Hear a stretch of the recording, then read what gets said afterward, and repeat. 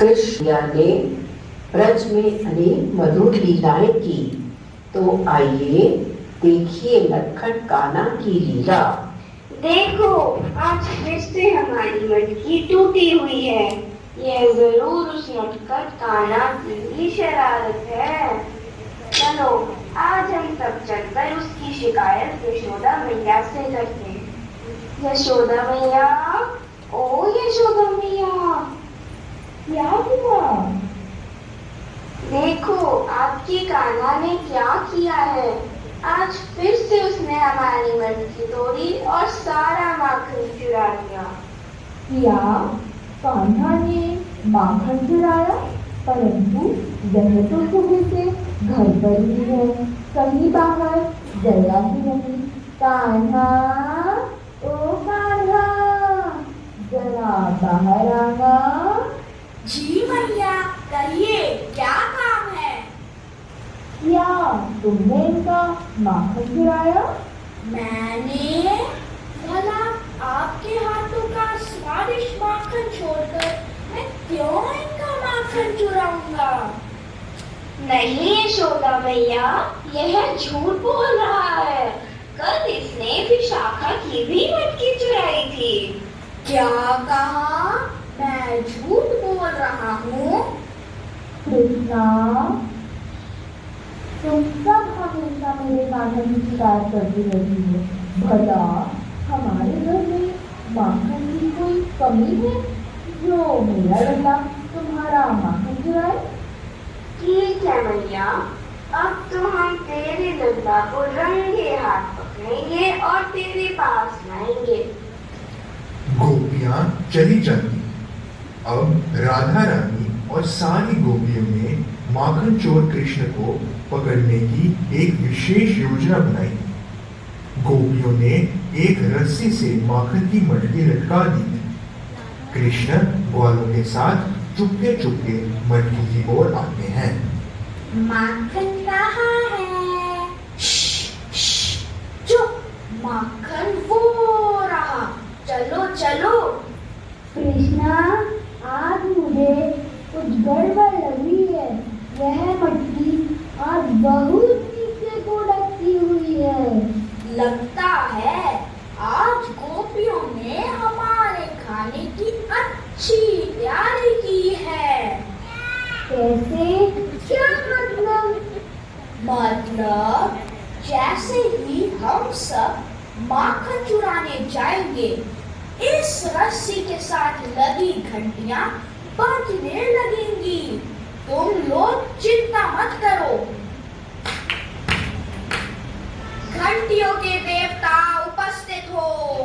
प्रणाम प्रभु, कहिए क्या हुक्म है। हम माखन चुराने जा रहे हैं। कुछ भी हो तुम बचना मत। जो आज्ञा प्रभु। कृष्ण सखाओं के साथ नाचते हैं।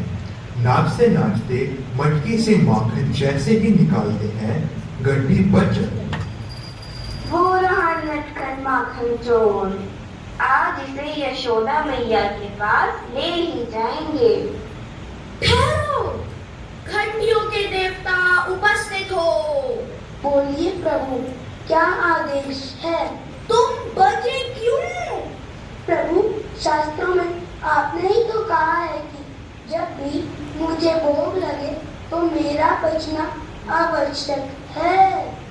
प्रभु, शास्त्रों में आपने ही तो कहा है कि जब भी मुझे भोग लगे तो मेरा बचना आवश्यक है।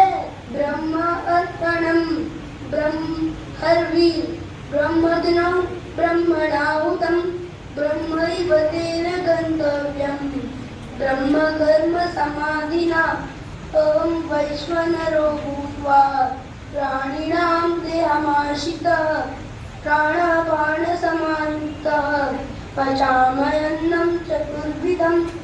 ओम शांति शांति शांति। कृष्णा, आज तो तुमने मेरी नाक कटवा दी। ओ मैया मोरी। मैया,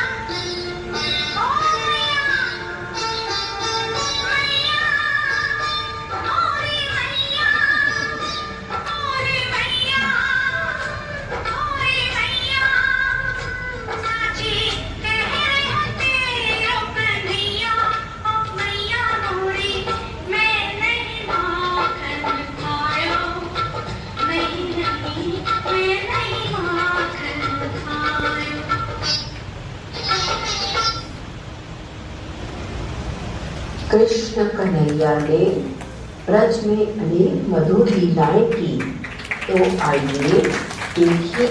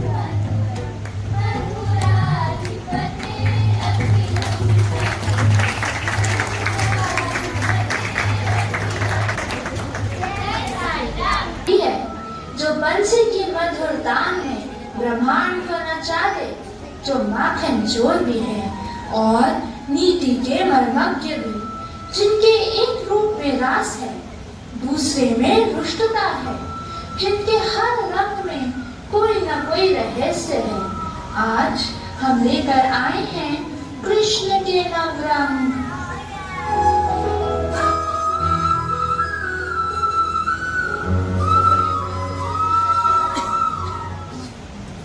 कोई धन नहीं, कोई मान नहीं, पर कृष्ण ने सखा में पहचानी आत्मा की रेखा। भूखा आया मैं द्वार पे और प्रभु ने चरणों में दी मुझको जगह। अरे द्वार पालो उस कन्हैया से कह दो कि दर पे सुदामा गरीब आ गया है, दर पे सुदामा गरीब आ गया। अरे मेरे प्यारे सखा, ये क्या हाल बना रखा है तूने? ये पाँव, ये हाथ, क्यों तुमने इतनी देर लगा दी आने में? हे मधुसूदन, कहाँ में निर्धन ब्राह्मण और कहाँ द्वारिकाधीश। मित्रता की समृद्धियां लिए आया था, पर द्वार खोलने का साहस नहीं हो रहा था। सुदामा मेरे लिए केवल सखा नहीं, मेरे आत्मा का अंश है। बचपन के वो दिन, वो सब दुख, सब आज भी मेरे हृदय में बसे हैं। प्रभु, मैं तो केवल कुछ चिवड़ा लाया था। पत्नी ने बड़ी श्रद्धा से बांध दिए थे, पर यह उपहार आपके योग्य नहीं। सखा, तेरा प्रेम ही मेरे लिए सबसे बड़ा उपहार है। तेरी श्रद्धा की महक से ये चिवड़े भी अमृत बन गए हैं। पहली मुट्ठी लेते ही प्रभु ने स्वर्ग सुदामा के नाम किया है। दूसरी मुट्ठी में पृथ्वी लोक का वैभव मित्र को सौंप दिया है। तीसरी मुट्ठी में देने लगे जो, तीसरी मुट्ठी में देने लगे जो वैकुंठ को लक्ष्मी ने रोक दिया है। अपना निवास भी दान में मेरा हाथ सावधानी है मेरा दिया है। वृंदावन की रज में प्रेम खिला, रास में रंगा, हर दिल मिला। ना बंधन ना दूरी ना कोई नाम, बस कृष्ण ही कृष्ण मेरे आराध्य प्रणाम।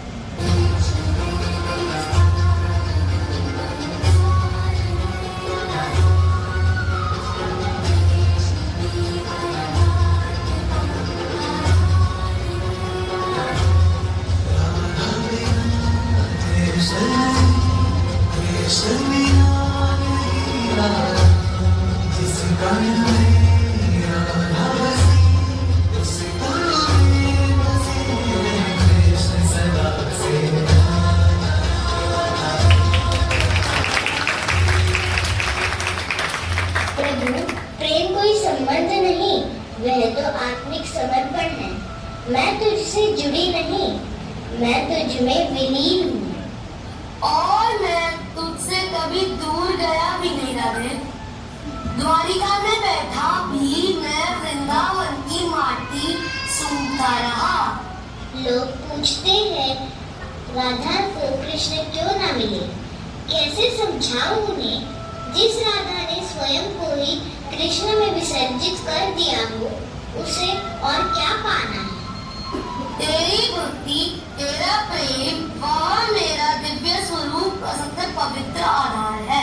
राधे, तू प्रेम का प्रथम अक्षर है और मैं उसकी अंतिम ध्वनि। तुम प्रेम हो, तुम प्रीत हो, मनमीत हो, राधे मेरी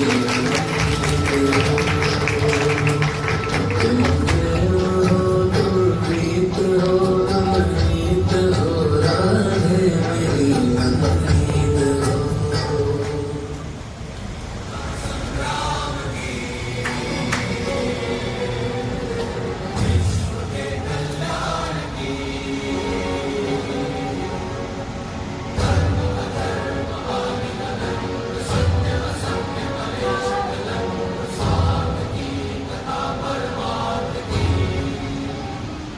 न फल की चिंता न हार की चिंता, बस कर्म करो मेरी जीवन की गीता। अज्ञान के अंधकार में मैं बना दी, जो दिखाई तुम्हें सत्य का स्वरूप। केशव, मैं शस्त्र उन पर कैसे उठाऊं जिनके चरणों में मैंने विद्या पाई है? क्या धर्म इतना कठोर होता है? पार्थ, धर्म कठोर नहीं स्पष्ट होता है। जब अधर्म बढ़ता है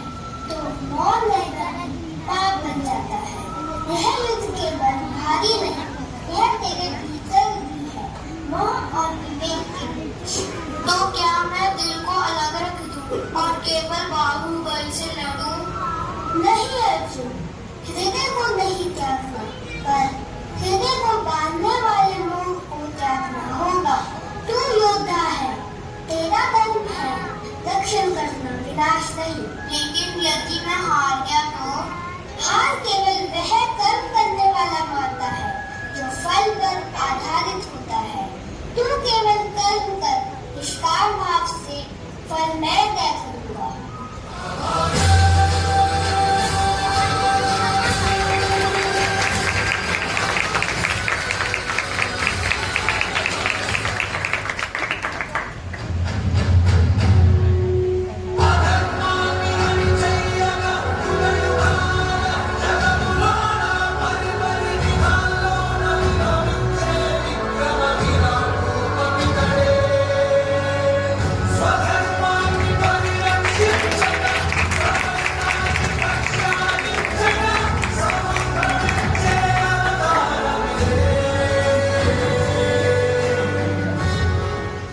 मैं हूँ कृष्ण, न केवल युगों का साक्षी बल्कि युगों का सारथी।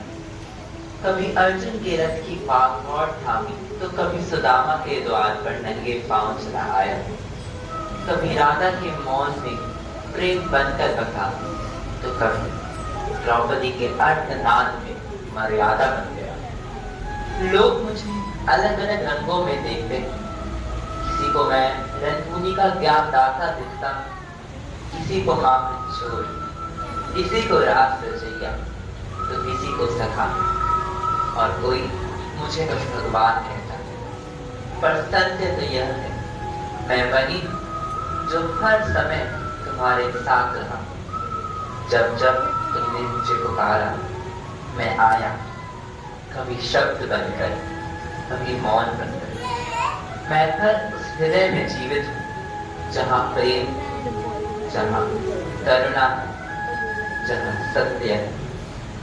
मंदिरों में मुझे ढूंढने की कोई जरूरत नहीं। मैं तो वहाँ जहाँ कोई बिना स्वार्थ के मुस्कुराता। मैं कथा नहीं, मैं मूर्ति नहीं, मैं वो अनुभव हूँ जो जीवन के हर रंग में मिलता है। मैं नव रंग नहीं, नव जीवन।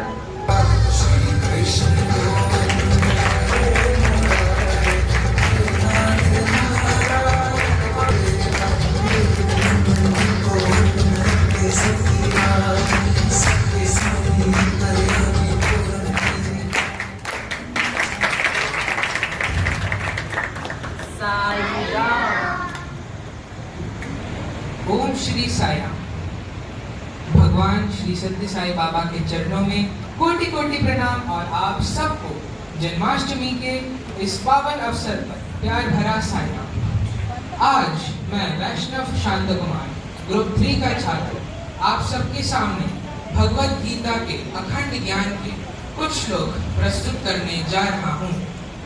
पुरुषः स परं पार्थः भक्त्या लभ्यस्त्वनन्यया यस्यान्तस्थानि भूतानि येन सर्वम् इदं ततः। भगवान श्री कृष्ण कुंती पुत्र अर्जुन से इस श्लोक में यह कहते हैं कि कैसे ब्रह्मांड का नायक और सुरक्षक वह महापुरुष परमात्मा है। यह परमात्मा ब्रह्मांड के हर एक छोटे से छोटे चीज के अंदर विराजमान है और हम जीवित वस्तु इन्हीं के दिए हुए। इसलिए अगर हमें इस परमात्मा को अपना करना हो तो भक्ति के साधन के अलावा और कोई साधन नहीं। मन्मना भव मद्भक्तो मध्याजीनां नमस्कुरु मावे वेश्यसि युक्तेवे आत्मानं मत्परायणम्। भगवान श्री कृष्ण अर्जुन से और हम सभी कृष्ण भक्त जनों से इस श्लोक में यह कहते हैं कि कैसे हमें अपना मन और अपनी आत्मा को भक्ति के साधन से भगवान श्री कृष्ण को के दिव्य प्रेम को पाने की कोशिश करनी चाहिए। कैसे हमें अपना मन एक जगह स्थिर करना चाहिए। अपने मन को भगवान श्री कृष्ण पर स्थिर करने से भगवान श्री कृष्ण हमारे और हम भगवान श्री कृष्ण के हो जाते हैं।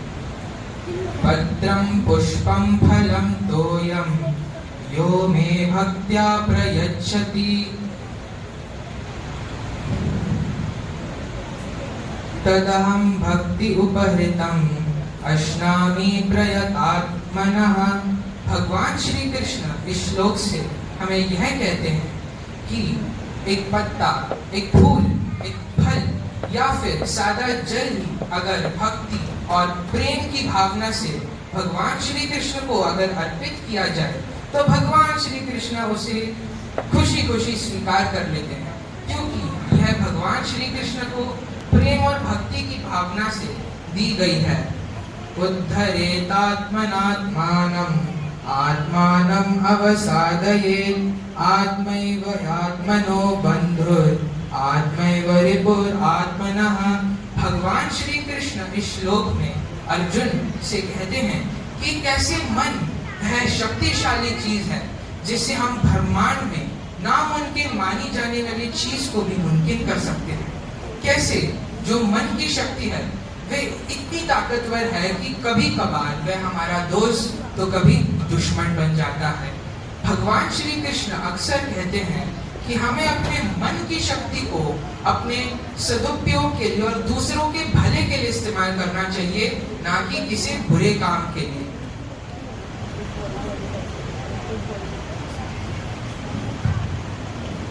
सर्वधर्मान् परित्यज्य मामेकं शरणं व्रज अहं त्वां सर्वपापेभ्यो मोक्षयिष्यामि मा शुचः। यह एक भक्ति से संबंधित श्लोक है जिसमें भगवान कृष्ण कहते हैं कि सभी तरह के धर्म का परित्याग कर केवल मुझ में शरण लो, मैं तुम्हें सभी पापों से मुक्ति दिलाऊंगा, डरो मत। अब मैं आपके सामने भगवत गीता के कर्म से संबंधित श्लोक सुनाने जा रहा हूँ। कर्मण्येवाधिकारस्ते मा फलेषु कदाचन मा कर्मफल हेतुर्भूः मा ते संगोऽस्त्व कर्मणि। इस श्लोक में भगवान कृष्ण कहते हैं कि तुम्हारा अधिकार सिर्फ अपना कर्म करने पर है, तुम्हारा अधिकार कर्म के फल पर नहीं है, इसलिए तुम्हें कर्म के फल की इच्छा नहीं होनी चाहिए। पर तुम्हें अकर्मण्य यानी कि कर्म करने से असक्त भी नहीं होना चाहिए। युक्त कर्म फलम त्यक्त्वा शान्तिमाप्नोति नैष्ठिकीम् अयुक्त कामकारेण फले सक्तो निबध्यते। इस श्लोक में भगवान कृष्ण कहते हैं कर्मयोगी अपने सभी कर्मों का फल भगवान को अर्पित करके शाश्वत शांति प्राप्त करते, परंतु जो लोग भगवान से नहीं जुड़े होते और स्वार्थपूर्ण उद्देश्य से कर्म करते हैं वह अपने कर्म के फल से आसक्त होने के कारण इस संसार में उलझ जाते हैं। ब्रह्मार्पणं ब्रह्महविः ब्रह्माग्नौ ब्रह्मणाहुतं ब्रह्मैव तेन गन्तव्यं ब्रह्मकर्म समाधिना। इस श्लोक में भगवान कृष्ण अर्जुन से कहते हैं कि ब्रह्म में लीन व्यक्ति जानता है कि इस संसार में सब कुछ ब्रह्ममय है। यज्ञ में जो आहुति दी जाती है वह ब्रह्म है, जिस अग्नि में आहुति दी जा रही है वह भी ब्रह्म ही है, जो यज्ञ में आहुति दे रहा है वह भी ब्रह्म ही है और हवन की सामग्री भी ब्रह्म ही है। इस प्रकार से किया गया कोई भी यज्ञ ब्रह्म को ही प्राप्त होता है। तस्मादसक्तः सततं कार्यकर्म समाचरा असक्तो ह्याचरणः कर्म परमाप्नोति पुरुषः। इस श्लोक में भगवान कृष्ण कहते हैं तुम अनासक्त होकर भली भांति कर्तव्य कर्म करते रहो, क्योंकि बिना आसक्ति के कार्य करने वाला अनासक्त व्यक्ति अवश्य ही परम उच्च अवस्था को प्राप्त कर लेता है। यत् करोषि यदश्नासि यज्जुहोषि दधासि यत् यत् तपस्यसि कौन्तेय तत्कुरुष्व मदर्पणम्। इस श्लोक में भगवान कहते हैं कि तुम जो कुछ भी करते हो, जो कुछ भी खाते हो, जो कुछ भी दान करते हो, जो भी हवन करते हो और जो भी तप करते हो, वह सब तुम मुझको अर्पण करते हो।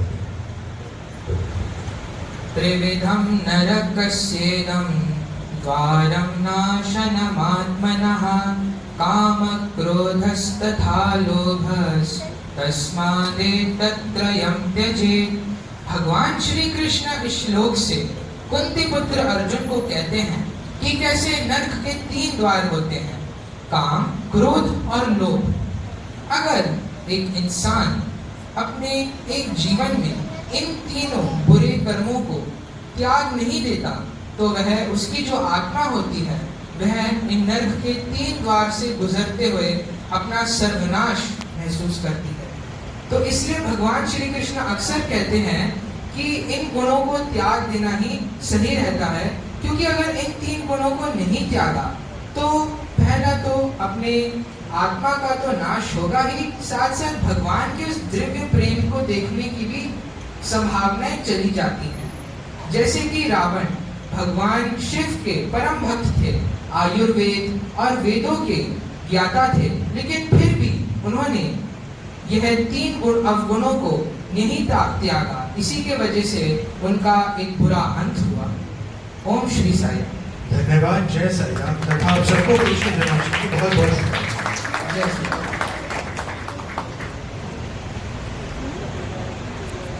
भगवान बाबा के चरणों में कोटि कोटि प्रणाम। एक छोटे से गांव में 2 दोस्त रहा करते थे। एक का नाम हरि तो दूसरा प्रदीप। जो हरि था वो भगवान को नहीं मानता था। आइए देखते हैं कि भगवान अपने भक्तों पर किस तरह से अपनी कृपा बरसाते हैं। कंबल ले लो कंबल, गरम मुलायम कंबल ले लो। कंबल ले लो कंबल, गरम मुलायम कंबल ले लो। अरे ये क्या हरी, हमारा तो आजकल काम ही नहीं चल रहा है, ऐसे तो हमारा गुजारा ही नहीं हो पाएगा। हाँ प्रदीप, तो सही कह रहा है, इतनी मेहनत से हम कंबल बेचते हैं, कोई खरीदने को तैयार ही नहीं होता, इससे तो हमारा गुजारा भी नहीं हो पाएगा। कोई नहीं, जैसी प्रभु की इच्छा हो। प्रदीप तो जानता है ना, मैं किसी भगवान को नहीं मानता। देख हरि, जो कुछ भी होता है सब प्रभु की इच्छा से होता है। तू देखना, भगवान पे जरूर विश्वास करेगा, देखा जाएगा। चल अब कंबल बेचते हैं। कंबल ले लो कंबल, गरम मुलायम कंबल ले लो। कंबल ले लो कंबल, गरम मुलायम कंबल ले लो। ये क्या, कोई दिख ही नहीं रहा है। प्रदीप देखो, वहाँ एक बुढ़िया को ठंड लग रही है। तो क्या हुआ? तुम्हें नहीं लगता हमें उनकी मदद करनी चाहिए? ऐसे तो हमें बहुत से लोग मिलते हैं, अब हम भी किन किन की मदद करें? हम भी लाचार हैं, हमारे पास भी कुछ कहाँ है जो हम सबको दे सके। हमारे पास कुछ नहीं है, लेकिन जो हमारे पास कंबल है हम उसे तो दान कर सकते हैं। इससे उनकी ठंड भी रुक जाएगी और हमारी तरफ से एक मदद भी हो जाएगी। ठीक है, अगर तुम्हारा मन है तो तुम कंबल दे सकते हो। ठीक है प्रदीप। माँ जी, आप ठंड से परेशान हो रही हो, लो ये कंबल ले लो।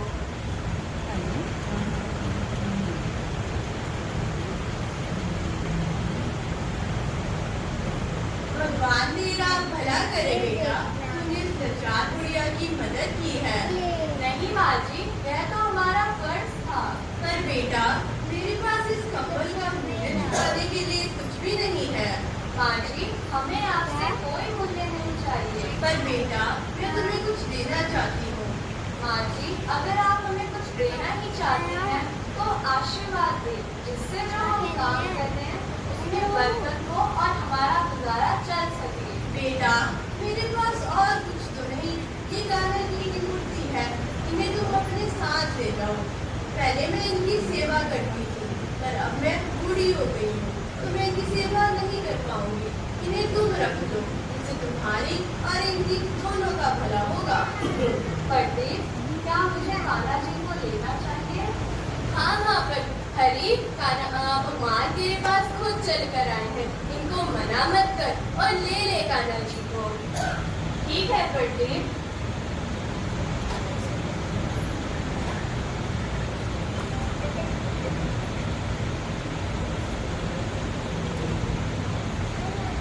कंबल ले लो कंबल, गरम मुलायम कंबल ले लो। कंबल ले लो कंबल, गरम मुलायम कंबल ले लो।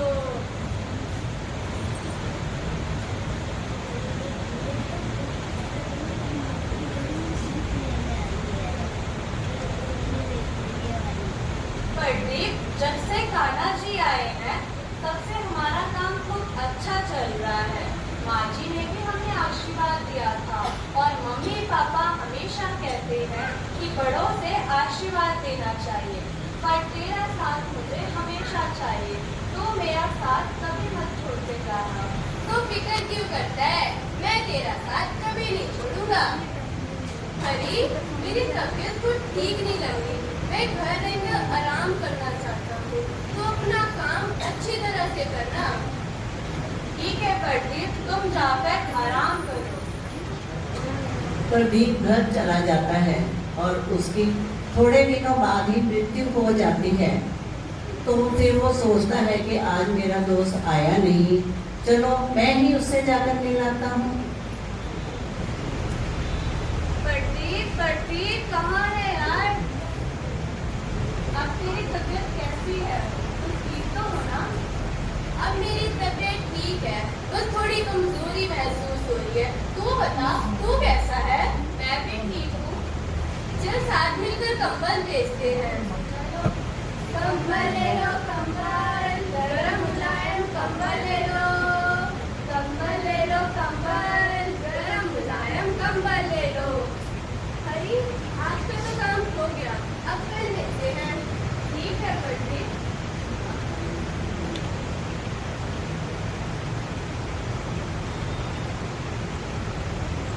क्या आज प्रदीप फिर से नहीं आया?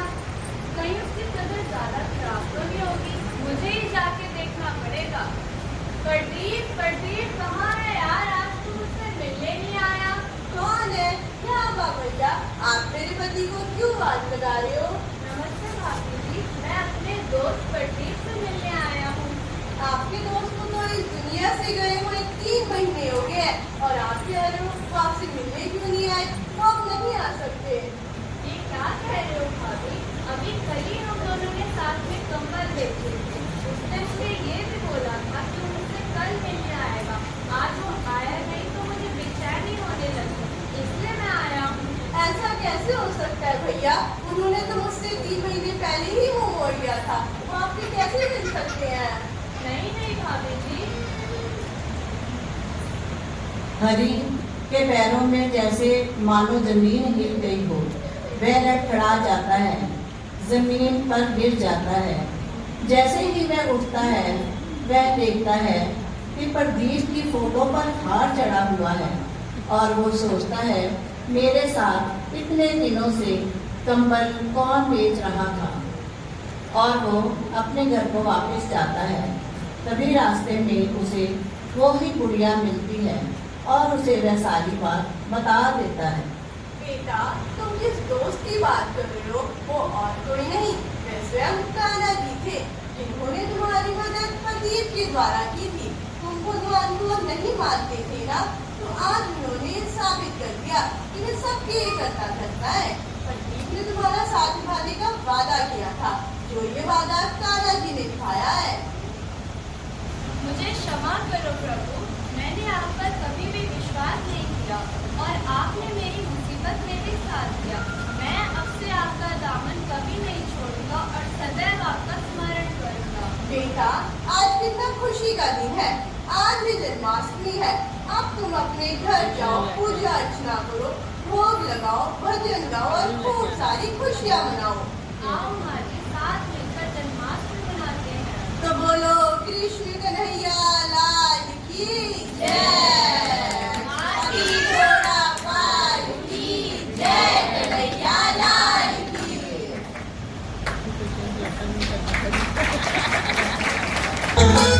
नया जन्मदिन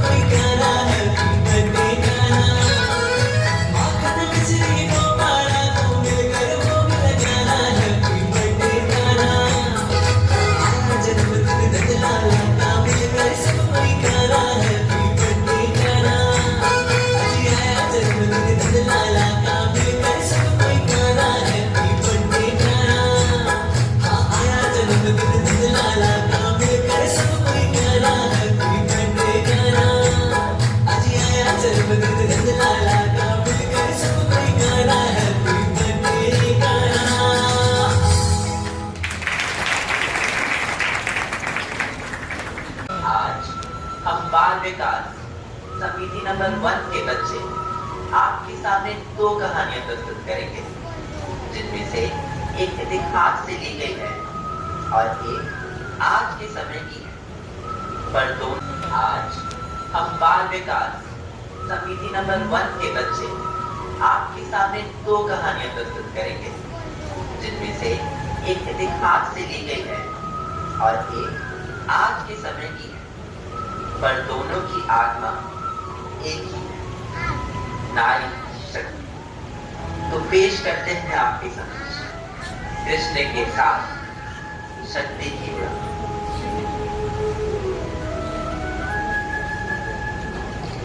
जब नारी का सम्मान छीना गया तो सभा में मैंने चीर बनकर उसकी लाज बचाई। मैं वही कृष्ण हूँ और यह वही द्रौपदी की कहानी है जो आत्म सम्मान की, साहस की और न्याय की गाथा बनी।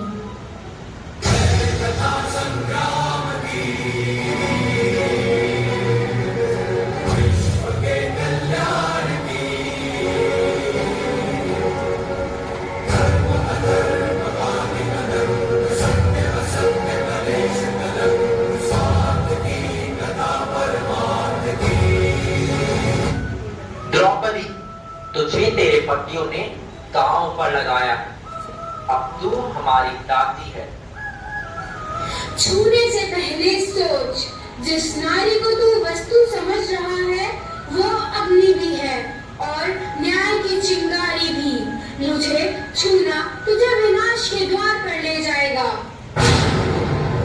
हे माधव, मैं कोई अबला नहीं, पर जब अधर्म अपनी सीमा लांघे तो न्याय का साक्षात्कार जरूरी होता है।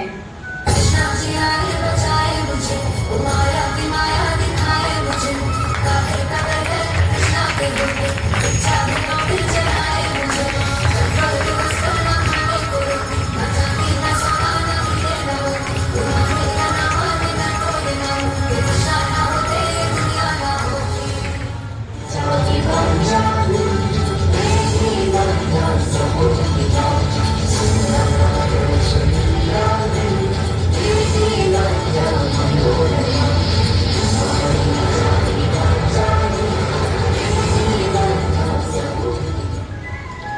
द्रौपदी, तू सिर्फ किसी राजा की पत्नी नहीं, तू उस युग की चेतना है जिसने नारी को मौन नहीं, मुखर होना सिखाया।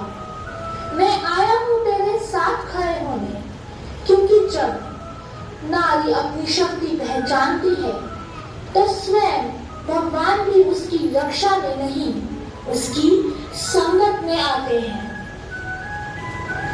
मैं अकेली नहीं हूँ। हर युग में, हर काल में, हर स्त्री जो अन्याय के खिलाफ आवाज उठाए वो द्रौपदी है। अब नारी चुप नहीं रहेगी, अब नारी झुकेगी नहीं।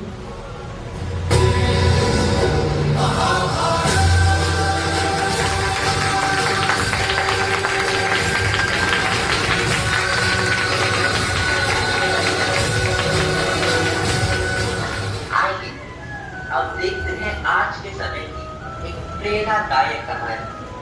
ये कहानी है द कारगिल गर्ल कुंदन सक्सेना की, जो भारत की प्रथम महिला इंडियन एयरफोर्स ऑफिसर बनी, जिसने कारगिल युद्ध में अपनी वीरता और साहस से इतिहास रच दिया।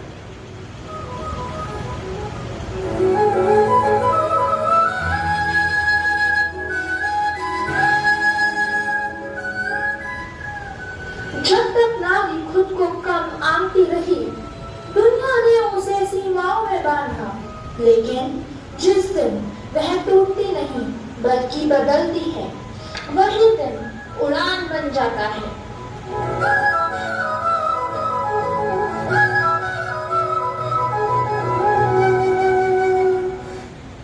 गुंजन, ये एयरफोर्स है। Here we don't serve team, we serve the nation. तुम्हारे लिए यह जगह नहीं है। शायद दूसरी है, शायद ये जगह मेरे लिए नहीं है।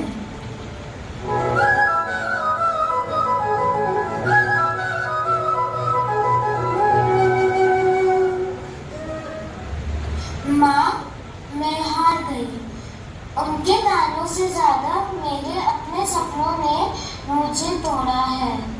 बेटा, तूने उड़ान भरी थी तो क्या तुझ में अब भी पंख नहीं बचे? वाह दीदी, आप प्लेन उड़ाती हो। मैं तो सबको बोलता हूँ कि आप ही मेरी हीरो हो। आपने हार मान ली क्या दीदी? आप तो वो थी जो किसी से डरती नहीं थी। दीदी, मैं बड़ी होकर आपकी तरह प्लेन उड़ाना चाहती हूँ। मैं भी दीदी बड़ी होकर आपकी तरह बनना चाहती हूँ। मैंने सिर्फ उड़ान ही नहीं छोड़ी थी, मैंने खुद को ही छोड़ दिया था। अब मैं फिर उड़ूंगी।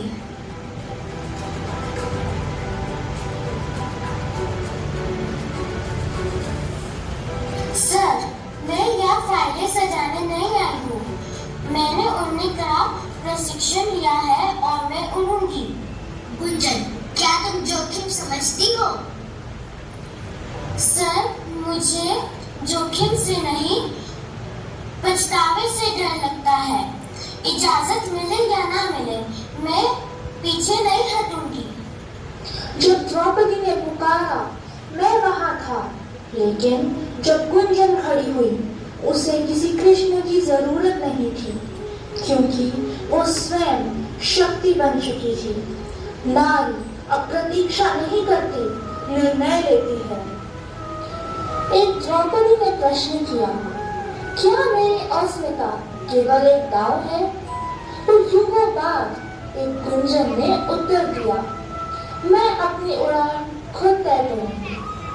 दो युग, दो स्त्रियां। जब नारी अपनी शक्ति पहचान लेती है तो इतिहास बनता है और भविष्य बदलता है। वो अब सिर्फ प्रेरणा नहीं, वह परिवर्तन है।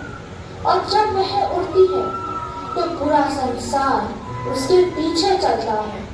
यही नारी की सच्ची उड़ान है।